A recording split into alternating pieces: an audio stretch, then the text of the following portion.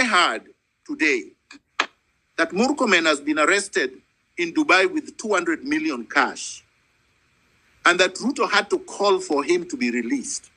Murkomen is my friend, but what the hell is somebody doing with 200 million cash? Where did he get it from?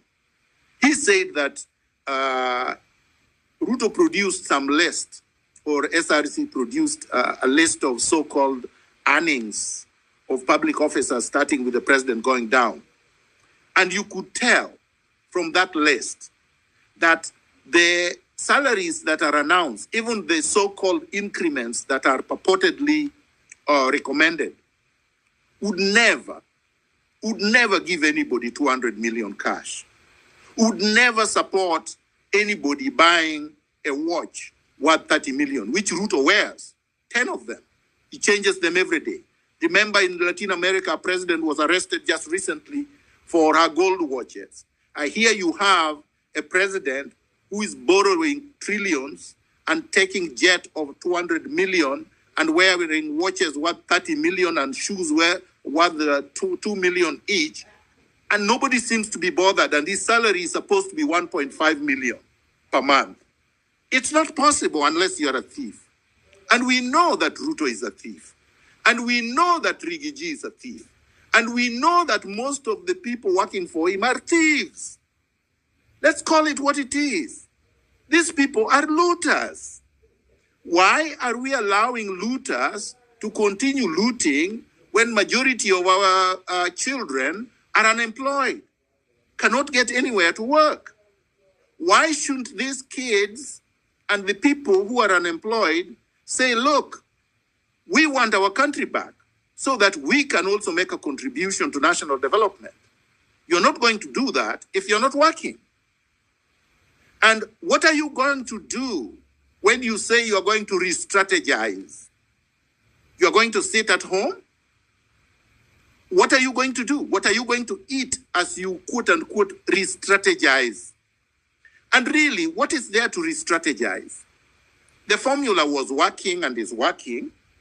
The protest brought some concession, but not a complete one, because Ruto simply played games with the people. He pretended that he's not signing the bill into law, but it will automatically become law in 21 days. So what is it that people want? We did not bring, the people of Kenya did not bring the goons on the street. The people of Kenya did not hire the goons to harass them. We know the people who hired them. Why didn't the police arrest the goons? How come they have not been summoned, but individuals using Ruto must go on their posts are being summoned? We must call it as it is. It's because Kenya is being ruled by organized mafia, organized criminals.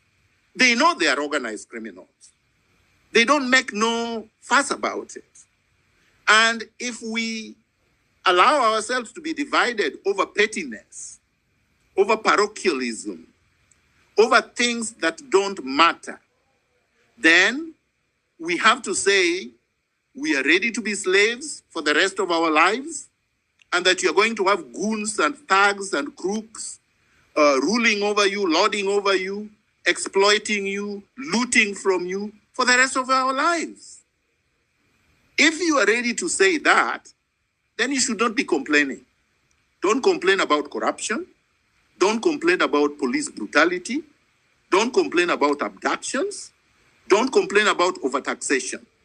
This fight is not about overtaxation. Overtaxation was a trigger.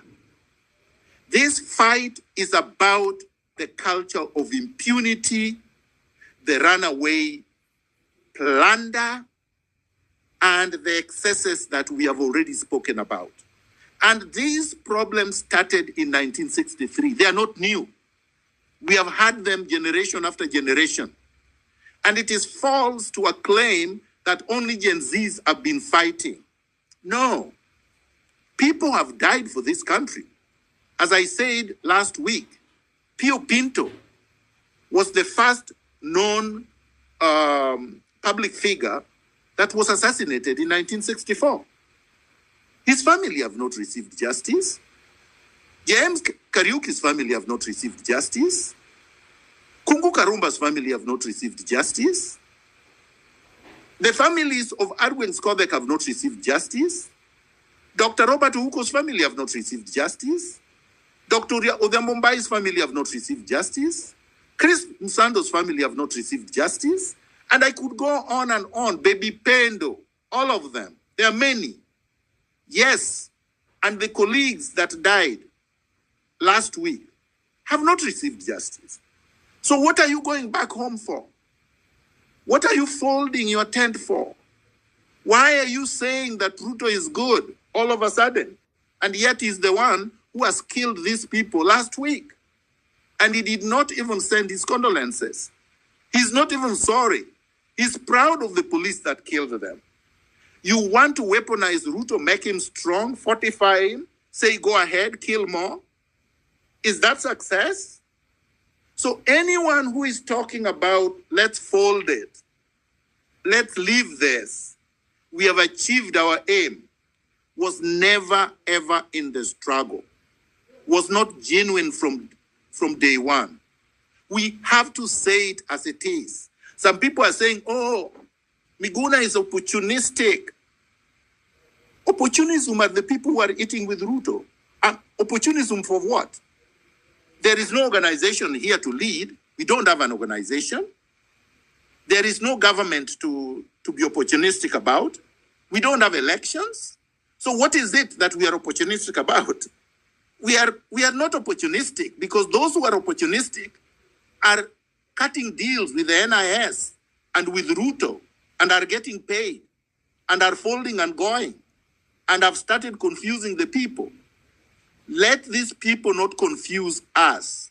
Let them not bring division. Let them not bring distractions.